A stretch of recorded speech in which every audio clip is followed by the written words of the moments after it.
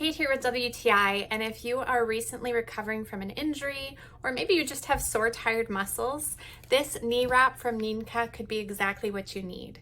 It is really well made. It has 3 ice packs, so you can freeze those and have a nice cooling effect on your knee. You can also warm the packs up in the microwave or in warm water, so if you want heat, that's also an option.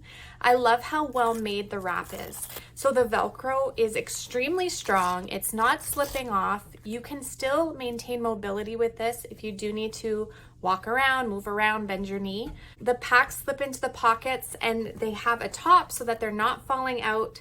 Really well designed. I do recommend letting the ice packs warm up just a little bit so that they maintain a little more flexibility because they are hard when they come right out of the freezer. But overall, super well designed. I like that it has the pocket on the top here as well as the 2 that go the other way so that you can get optimum coverage. My father-in-law recently underwent knee surgery, and so having an ice pack and knee wrap like this is ideal when you want to keep that swelling down and help when you're recovering from something like that.